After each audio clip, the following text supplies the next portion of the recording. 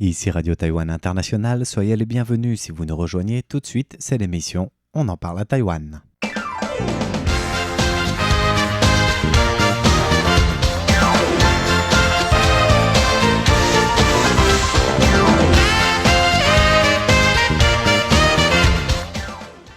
Bonjour à toutes et à tous, On en parle à Taïwan de ce dimanche est animé par Lisa Dufaux, Sasa et François-Xavier Boulet et on va parler de 3 sujets différents, à savoir... Alors je vous parlerai de la campagne électorale et notamment de petits cadeaux illicites. Ah Alors moi je vous parle également de la campagne électorale, mais c'est pour vous parler notamment de la position ou de la non-position ou des multiples positions de Ke Wen-je, donc le candidat du parti populaire taïwanais, sur la question du mariage pour tous. D'accord. Et moi, je vous parlerai du jumelage qui vient d'être acté entre la ville taïwanaise de Tainan, dans le sud, et la ville française de Béziers. Alors, on peut commencer tout de suite. Oui, avec toi. Avec moi transition, avec les cadeaux électoraux. Oui, alors, comme vous le savez, Terry Guo, comme il n'est affilié à aucun parti, donc il se présente en indépendant à la présidentielle, doit recueillir les signatures d'1,5% de l'électorat taïwanais pour pouvoir se présenter. Et donc, cette campagne de signature était une étape importante et indispensable pour qu'il puisse se présenter et pour qu'il puisse présenter son nom ou faire ticket commun avec un autre candidat. Bon, comme vous savez, les alliances sont toujours en discussion depuis plusieurs semaines, voire mois maintenant. Et donc, dans le cas de Terry Guo, il lui fallait récolter 289 667 signatures. Le quota est basé sur le corps électoral des dernières élections présidentielles. Et jeudi de la semaine dernière, le mercredi, il a rendu ses signatures à la commission électorale et il a ensuite déclaré le lendemain qu'il avait réussi à réunir plus d'1 million de signatures, plus exactement 1 36 778 signatures. C'est énorme. Mais après, ça ne veut pas dire qu'elles sont toutes valides. Tout à fait. La commission électorale doit encore évaluer ces signatures, évaluer leur authenticité, leur validité, et devra ensuite publier les résultats de la campagne de signature d'ici le 14 novembre. Et ensuite, les candidats devront s'enregistrer officiellement jusqu'au 24 novembre, entre le 20 et le 24 novembre, donc 4 jours, et date d'ici laquelle les candidats devront donc avoir scellé leur alliance s'ils veulent présenter un ticket commun. Ça, c'est pour les tickets présidentiels. Voilà, mais plusieurs problèmes se posent, car comme tu as dit, il faut s'assurer que ces signatures sont valides. Oui. Et or, il y a plusieurs soupçons de corruption et de paiement en échange de signatures ce qui est totalement qui ont interdit. Émergé, tout à fait. Alors, je vais vous en citer quelques-unes, celles que j'ai notées en tout cas. Peut-être qu'il y en a plus auxquelles j'ai pas fait attention, mais il y en a plusieurs déjà. D'abord, le 3 novembre, un ancien chef de quartier de Taipei a été arrêté et 4 autres suspects ont aussi été détenus pour répondre à des questions dans le cadre d'une enquête sur d'éventuels pots de vin qui auraient été versés en lien avec cette campagne de signature. Donc le bureau de procureur de Shelin à Taipei a indiqué que les personnes arrêtées étaient soupçonnées d'avoir offert des sommes d'argent, classiques, là pas encore trop d'originalité, en échange de signatures. Et sont qui ces personnes-là par rapport à Terry Guo par exemple ? Alors, il n'y a pas de lien direct. Donc, l'ancien chef de quartier dont on parle, c'est un certain Zhang. Il aurait collecté 1000 signatures en payant des amis et des proches une enveloppe de 250 $ taïwanais pour chaque personne, soit environ 7 €. Et il aurait pour cela reçu une somme de 200 000 $ taïwanais, une somme versée par une personne non identifiée, selon les procureurs. D'accord. Et en ce qui concerne les 4 autres personnes, dénommées Wu, Chen, Liao et Su, ils ont aussi été questionnés la semaine dernière pour leur implication soupçonnée dans l'affaire. Mais voilà, il faut que l'enquête se déroule. Et Su, par exemple, c'est l'ancien président de l'association des chefs de quartier de l'arrondissement de Beitro. Et il s'était aussi présenté dans le passé aux élections pour être élu conseiller municipal, mais il avait échoué. Et Liao et Su ont été relâchés en l'échange d'une caution de 300 000 $ taïwanais vendredi dernier. D'accord. Donc voilà, là on reste encore dans un cas classique. Oui, alors... une petite enveloppe d'argent. Alors attends, ça vient. Tu nous avais dit qu'il y avait des choses un petit peu croustillantes ou... Ensuite, à Kaohsiung également, la semaine dernière, une personne du nom de Li, qui était le chef d'une équipe de citoyens qui soutiennent Tsai Ing-wen, a été arrêtée car elle est soupçonnée d'avoir payé 400 $ taïwanais pour chaque signature. Donc là, on augmente un petit peu, on passe de 250 à 400. Oui. Et mercredi dernier, cette fois-ci dans 7 endroits différents du Nouveau Taipei, une douzaine de personnes ont été interrogées suite à des soupçons de dons de riz gratuits en échange de signatures. Ah, Donc là, ça devient un peu c'est... plus... C'est un petit cadeau. Voilà, Si un peu ça plus dépasse- substantiel. Normalement, pendant la campagne électorale, là, on n'est pas encore dans le cadre strict de la campagne parce que c'est une collecte de signatures, de l'équivalent de parrainage en fait. Oui. Mais en campagne électorale, on ne peut pas dépasser 30 $ taïwanais de Par valeur cadeau. de cadeau. Hein. Par Alors, cadeau. 30 $ taïwanais de riz, ça fait combien de grammes? Ouais, ça passe. Pas énormément. Ouais. Alors ensuite, et la majorité de ces suspects ont été libérés en échange d'une caution qui allait de 10 000 à 70 000 $ taïwanais. Mhm. Et il y a également une autre affaire la semaine dernière, dans le comté de Yunlin cette fois-ci, Ça fait beaucoup là quand même. voilà, Oui. où 3 personnes ont été arrêtées pour avoir offert du papier toilette à des Ah. personnes en échange de signatures. Ça, c'est pas Alors- mal comme cadeau. Alors les procureurs de Yunlin avaient indiqué le jeudi 2 novembre qu'ils avaient reçu un rapport qui affirmait que des membres d'une association locale d'agriculteurs de la commune de Miaoliao offraient des boîtes de papier toilette d'une valeur Mhm. de 900 $ taïwanais, donc presque 30 €. Je sais pas ce qu'il a ce papier toilette, Ouais, il dis doit donc, être il 3 doit être couches. Ouais. Bien moelleux. molleté. Ouais, c'est ça. Mais peut-être que ce sont des packs aussi. Je Mmh. me demande si c'est pas des Mhm. packs comme ça, comme on Mhm. peut acheter Mhm. en supermarché. Ça, c'était pour Euh, tenter d'obtenir les dernières signatures manquantes à Terrigo, comme quoi il est Alors- au bout du rouleau. Fix a essayé de caser sa petite blague. Eh oui, j'essayais depuis Voilà. tout à l'heure. En tout cas, 900 $ pour une personne, pour une signature, là, les enchères montent quand même. Ah oui, c'est clair. Et Enfin, c'était pas 900 $, c'était du papier toilette équivalent de 900 $, c'est Ouais. ça Oui, Dollars oui. dollars taïwanais, hein, bien sûr. Oui, oui. Mm, Donc Ouais. quand même presque 30 €. Ouais. Et Voilà. au total, 13 personnes étaient soupçonnées de corruption et 10 ont été libérées après un interrogatoire. Donc Mhm. il faut aussi que l'enquête se passe. Et 2 semaines auparavant, à la mi-octobre, le bureau des procureurs de Hsinchu, cette fois-ci, avait fait arrêter 6 personnes, dont le chef du comité représentatif de la commune de Hsinpu, qui était soupçonné d'avoir distribué de l'argent, là aussi. Pas trop d'originalité. Mhm. En l'occurrence, une enveloppe de 400 $ taïwanais pour chaque personne donc, qui acceptait de signer. Et, mais dans toutes ces affaires, il faut quand même préciser que l'équipe de campagne a nié à chaque fois être en lien avec ces affaires. Ils disent que voilà, ce sont des Ils savent pas ce qui s'est initiatives passé. privées, Individuelles, individuelles, ouais, qui ne sont pas parallèles. dictées par le bureau de campagne. On imagine Et bien. On imagine que le bureau de campagne a eu quand même la présence d'esprit de ne pas faire ce genre de choses parce que c'est vrai que c'est assez... Mm. Voilà, En tout mais cas, il ça faut montre ça un se petit peu remarque. vraiment, c'est très taïwanais, j'allais dire, hein, comme approche de chaque fois qu'il y a des élections ou l'enveloppe, des campagnes, à chaque fois on parle les petits cadeaux. d'enveloppe, voilà. Ouais. Et Euh. il faut quand même rappeler que selon la loi électorale taïwanaise, il est illégal d'offrir de l'argent en échange du soutien d'une personne dans le cadre d'une campagne électorale. Oui, Et les coupables sont passibles d'une peine de prison qui peut aller quand même jusqu'à 7 ans de détention. C'est quand D'accord. même pas mal. ah oui. Et d'une amende qui va de 1 à 10 millions de $ taïwanais. Hmm. D'accord. C'est Bon. assez conséquent. Oui, alors pour Terrigo, l'argent, Pour c'est Terrigo, pas c'est une pas un question, problème. mais même s'il nie être impliqué encore une fois Mais d'une si manière ou c'est d'une pas... autre, un- et il disait, Là, ce Terrigo, sera pas que- l'équipe de campagne de Terrigo qui paiera. Tout à ce fait, sera les tout à fait. personnes oui, qui qui seront si elles isolées. sont Hmm. condamnées, c'est elles qui paieront. Et j'avais vu passer un slogan de Terrigo qui voulait, une fois qu'il disait qu'il avait déjà obtenu le seuil des 300 000 signatures, il voulait aller plus loin et en disant si j'arrive à 1 million de signatures, j'offre $1 million. On ne sait pas s'il parle des signatures qu'il a récoltées parce qu'il a dépassé le 1 million, s'il va donner $1 million ou si il veut compter que les signatures qui sont valides au final, n'est-ce pas?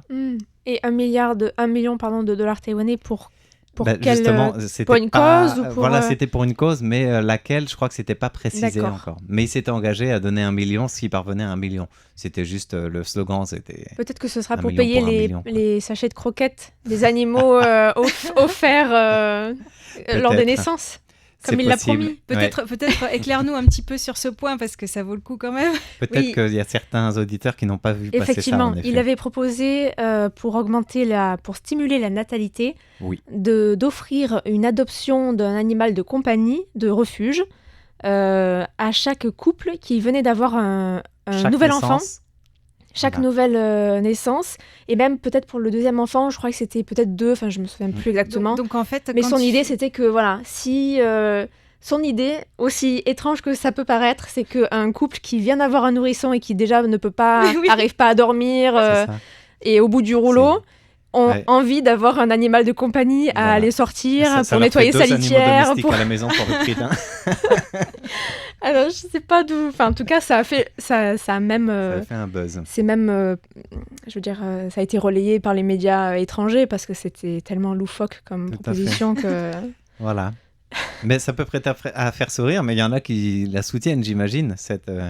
J'avais vu passer d'ailleurs dans les réactions d'auditeurs aussi sur notre site, enfin dans notre boîte mail, un auditeur qui disait on peut concevoir l'idée, après elle est mal présentée et puis mal agencée, c'est sûr, mais on peut concevoir l'idée c'est une idée aussi de se dire bah tiens, les animaux de compagnie qui sont abandonnés ou dans les refuges, c'est aussi une manière de les caser. Oui, mais en tout cas, les groupes de protection des animaux, eux, ils n'étaient pas de cet avis. Ils ont réagi, ils ont dit bah, un animal de compagnie, c'est quelque chose, une adoption, c'est quelque chose qu'on fait de manière réfléchie. Oui, tout à fait. C'est une En avant vraiment responsabilité, ouais. c'est une responsabilité énorme et c'est pas quelque chose c'est pas quelque chose qu'on offre à un animal, Pas un c'est cadeau comme un ça, être ouais. vivant.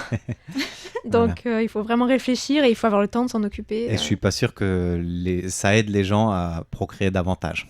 Ils vont dire, tiens, je vais avoir un animal de compagnie chic. Peut-être pour donner un compagnon Faisons au un bébé, bébé. et puis voilà, ils grandissent ensemble, c'est beau. Oui. Bon, bref. Enfin, rien ne remplacera la Ça se peluche. discute. La peluche, pas besoin de nettoyer sa litière. Voilà. Donc ça, c'était pour le sujet du jour sur les élections, petits cadeaux et puis malversation peut-être, qui sait. En tout cas, on va passer à un autre sujet maintenant. Oui, je vais continuer avec les élections Oui. toujours. Alors, la démographie, voilà, c'est un des sujets qui attire l'attention pour ces élections. Également, bien sûr, les relations entre les deux rives du détroit, les questions, par exemple, sur les énergies renouvelables et le nucléaire, etc. Il y a aussi une question qui attire l'attention, c'est la position des différents candidats sur le mariage pour tous et les droits des LGBT. Alors, c'est vrai que Taïwan est le premier pays d'Asie à avoir légalisé le mariage pour les personnes de même sexe en 2019. Oui. Donc, a priori, en tout cas, jusqu'à présent, il n'y a aucun candidat qui a à la présidence qui a remis ça en cause, qui a dit qu'il allait revenir en arrière. D'ailleurs, ce serait trop compliqué, je pense. En revanche, ça continue quand même de faire couler de l'encre parce qu'il y a notamment donc Ko Wen-je, l'ancien maire de Taipei et le candidat du parti populaire taïwanais qui s'est exprimé dans une université à Kaohsiung récemment. Oui. Et il a été en fait un petit peu mis mal à l'aise par une question d'un étudiant qui a fait remarquer qu'il avait apparemment changé d'avis plusieurs fois sur cette question. Et donc dans la foulée, le porte-parole du candidat du DPP à l'élection présidentielle, donc Lai Ching-te, oui. a vraiment pointé du doigt déjà le fait que Ko Wen-je a essayé d'esquiver cette question. Et en plus, il aurait demandé qui a posé la question. Enfin, voilà, il aurait cherché à savoir qui a fait plus que, que d'y répondre. Voilà, il n'a pas vraiment répondu. Et donc, le porte-parole de Lai Ching-te a déclaré que quand Ko Wen-je s'était présenté à l'élection à la mairie de Taipei en 2014, il avait brandi une pancarte « Amour libre, mariage pour tous ». Et il avait déclaré son soutien au mariage de personnes de même sexe sur le site officiel de sa campagne. Oui. Mais qu'ensuite, en 2019, il avait indiqué qu'il avait voté contre le mariage pour tous lors d'un référendum qui avait eu lieu quelques mois auparavant. Et du coup, à Kaohsiung, il y a quelques jours, il a dit non, je n'ai jamais voté contre, en fait. Donc, le porte-parole du candidat du DPP a fait remarquer qu'on ne pouvait pas vraiment se fier à Ko Wen-je parce qu'il changeait tout le temps d'avis, ou alors il n'était pas clair, ou peut-être qu'il faisait des déclarations par démagogie ou par opportunisme, tout à fait. Mais là, c'est même pire qu'un changement d'avis, parce que tu peux évoluer sur une question, changer d'avis éventuellement. Peut-être que tu n'avais pas tous les arguments en ta faveur, etc. Mais là, un coup, il dit qu'il a voté contre, et un autre coup, il dit « j'ai pas voté contre ». Donc, c'est même presque un mensonge, du coup. Ou alors, par ignorance, peut-être, j'en sais rien. Mais en tout cas, c'est effectivement... C'est même pas un changement d'avis, là. C'est effectivement ce qu'a fait ressortir, ce qu'a voulu souligner, en tout cas, le porte-parole du candidat du DPP. Et je voulais aussi rappeler quand même que cette question va sûrement revenir dans les prochaines semaines sur le devant de la scène, parce qu'il y a une trentaine d'associations taïwanaises qui ont appelé les candidats des partis politiques à la présidentielle, Oui. à être plus clairs en fait sur leur position quant aux droits des personnes de la communauté LGBTQIA+, pardon. Mhm. Pour être sûr d'en rater aucune.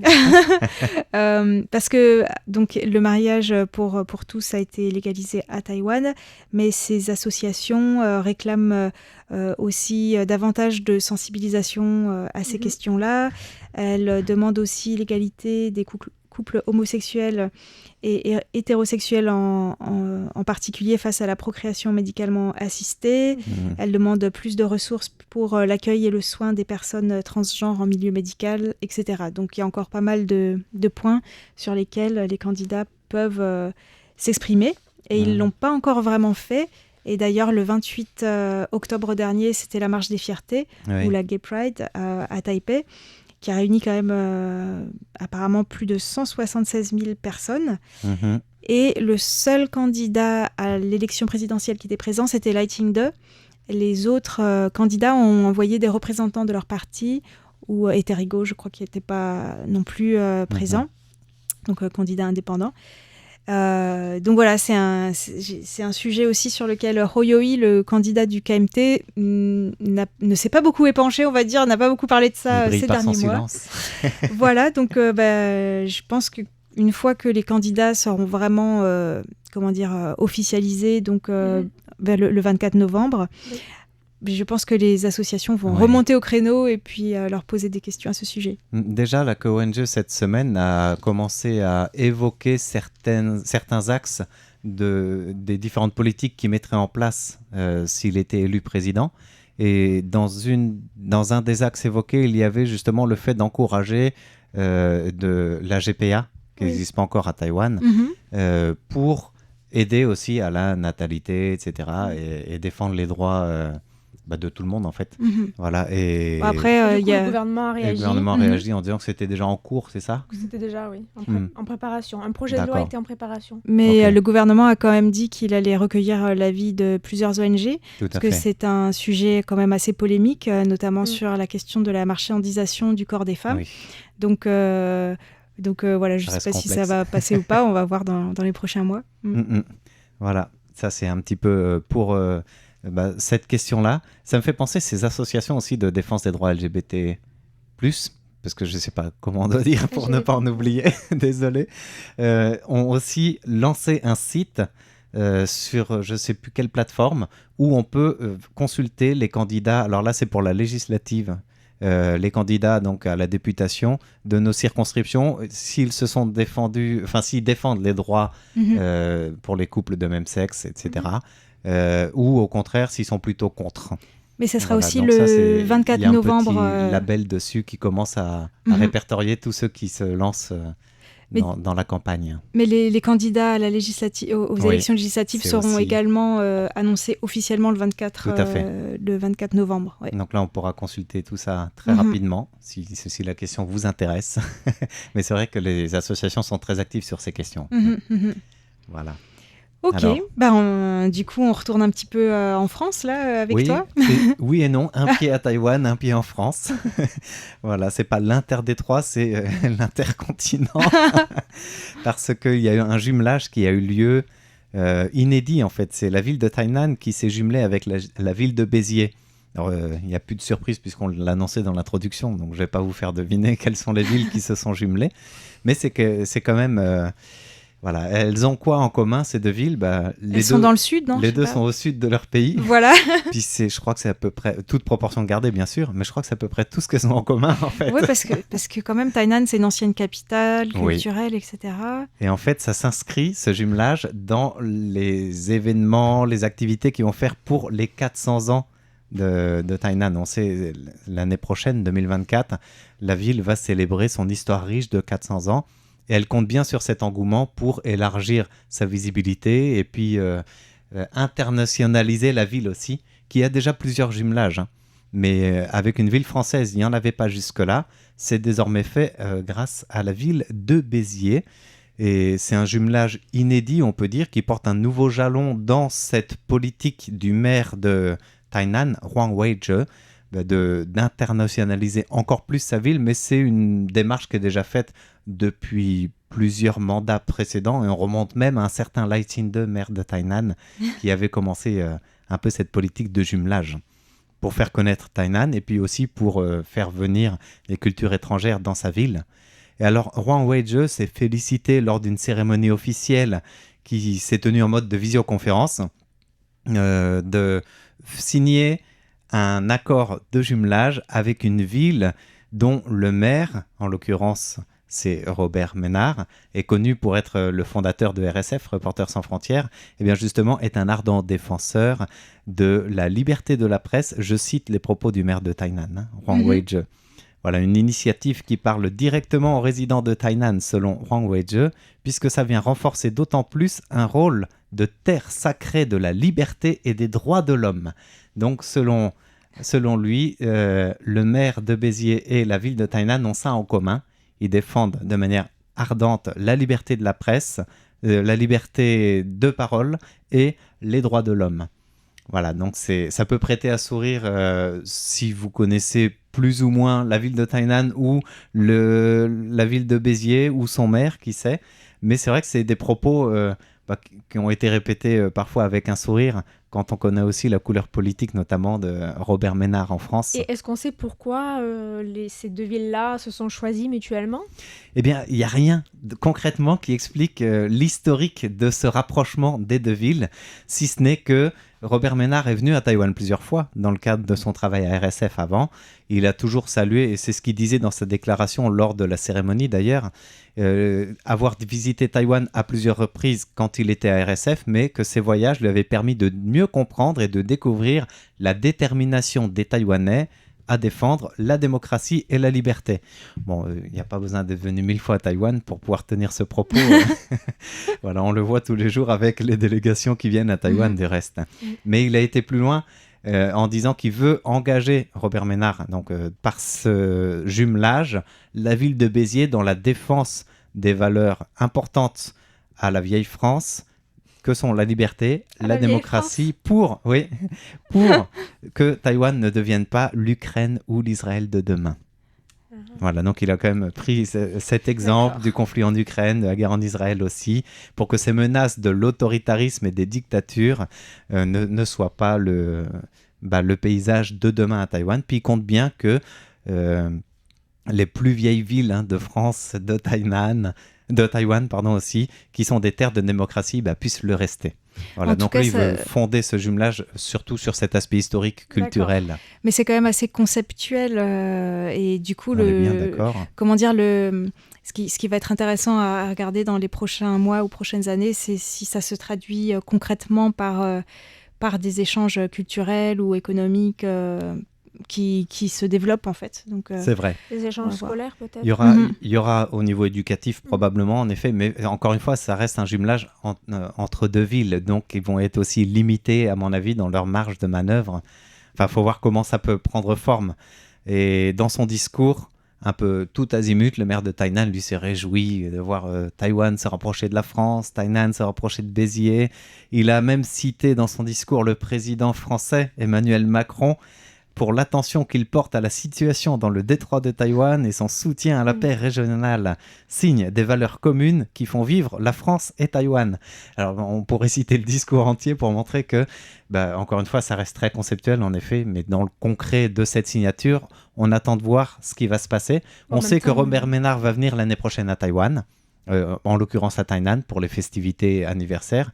Il a promis d'être présent quand il a été invité par son homologue, Huang Weizhi. Est-ce qu'ils vont signer des protocoles d'entente à ce niveau-là ? Ce n'est pas encore dit. Et j'imagine. Probablement. Après, un protocole d'entente, tu peux signer, là encore sur la forme, sans aller vraiment concrètement dans l'engagement. Je ne sais pas si tu te souviens, mais le marathon de Pangrou, à chaque fois j'y reviens. Oui, les pescadors, le marathon. Mes premiers reportages à RTI, on avait été invités, donc Fabien et moi, et 3 autres auditeurs Oui, de du service RTI français. à aller sur place. En fait, c'était parce qu'il y avait un jumelage entre Tout à fait. Pangroux et Vannes. Vannes, d'accord, la ville de Vannes. Parce C'était que dans le les cadre deux- des plus belles baies du je crois, monde voilà, ou les quelque deux chose comme ça. villes où les deux endroits avaient été classés les plus belles baies du monde. Et puis, Oui. du coup, il y avait eu un jumelage sur cette base-là. Mhm. Et c'est vrai qu'il y avait eu un... Et je sais qu'après, il y a eu des échanges éducatifs, des échanges d'élèves. D'accord. Soit des lycéens, soit des collégiens, je sais plus, Mm. qui sont allés et réciproquement. D'accord. Après, le maire de Tainan souligne que la ville de Tainan, elle avance aussi dans la défense de la démocratie, des valeurs humaines pour les peuples, que ce soit dans ce jumelage ou autre. Et il dit que la ville de Tainan, tous les ans, elle célèbre les martyrs. Elle célèbre aussi la liberté à travers son jour du souvenir, de justice et de courage, le 13 mars, mais aussi la journée de la liberté d'expression, le 7 avril. En fait, c'est une journée nationale à Taïwan, c'est pas Oui. que de Tainan, hein, on le Bien sait. sûr. Mais il veut développer avec la ville de Béziers de nouveaux échanges dans le domaine de la culture, le tourisme. C'est les deux aspects que lui veut développer avant tout. Oui. C'est vrai Au que la niveau de plupart Tainan. des Taïwanais, quand ils vont en France, ils vont soit à Paris, soit dans le sud. Donc C'est vrai. Mais peut-être pas, un pas petit... pas vraiment du côté de Béziers en Ouais. général. C'est plutôt Comment- Côte d'Azur. Comment les Oui. leur faire faire un petit détour? Eh Oui. bien, le clin d'œil, c'est que dans le classement, alors ça n'a rien à voir avec le jumelage, mais ça tombe bien parce que ça tombe aussi cette semaine, dans le classement du National Geographic Travel, j'espère que je le dis bien, c'est un magazine britannique, il fait le top 30 des destinations les plus cool de l'année 2024 pour le tourisme, et Tainan fait partie justement. Il y a 3 lieux en Asie, dont la ville taïwanaise de Tainan, Mhm. qui sont classés dans ce top 30. Oui. Il y a une petite vidéo réalisée Et- sur notre site internet à Oui. consulter. Et c'est vrai qu'il parlait de ce 400e anniversaire de la Oui. ville de Tainan, qui est l'année prochaine. Et je pense qu'il y aura plein d'activités. Oui, c'est déjà Culturelles qui déjà seront- annoncé. Il y a énormément de choses qui sont prévues. Ça va être chouette, hein. Tout à fait. Ça sera C'est vrai une que bonne Tainan idée est de riche. reportage. Voilà. Voilà, donc suivez-nous, vous qui nous suivez dans On en parle à Taïwan, suivez-nous dans les autres reportages à venir. Et puis, cette cérémonie a eu lieu en présence du témoignage de Shen Chen-hong, qui est le directeur du bureau de représentation de Taïwan à Aix-en-Provence. Vous savez, maintenant, il y a un bureau qui Oui. est créé là-bas depuis quelques années maintenant, 2-3 ans, je crois. Eh bien, il était présent pour cette signature, en mode de visioconférence, mais il a quand même fait un petit discours lui aussi. Il a souligné que Béziers est une ville importante dans l'histoire de France. C'est là qu'est né le grand résistant Jean Moulin, symbole de la lutte pour la démocratie contre le totalitarisme aussi. Voilà, et c'est vrai que cette année, Béziers célèbre la mémoire de Jean Moulin, et puis l'année prochaine, Tainan célèbre la mémoire de la naissance de sa ville. Donc le rapprochement est vite fait là aussi. Enfin, voilà, j'avais envie de parler de ce jumelage, surtout en attendant de voir ce que ça peut donner, quoi. Mhm, mhm. Voilà, 2 villes de résistance, peut-être, pour reprendre les termes du directeur du bureau de Taïwan à Aix-en-Provence. En tout cas, on vous en tiendra au courant de du développement concret, de ces échanges au fur et à mesure que les informations nous parviendront. Ok. Ok, eh bien, est-ce qu'on arrive déjà à la fin de ce courrier, Tout à fait. Fix Voilà, Oh. courrier. On en parle à Taïwan. On en parle à Taïwan, plutôt. Pardon. Le courrier, c'était hier. Mais on en parle à Taïwan, c'est aussi fini. Et c'est aussi la semaine prochaine. Merci de votre écoute. C'était François-Xavier Boulet Lisa Dufaux. Et ça. pour Radio Taïwan International. Bonne suite de programme en notre compagnie.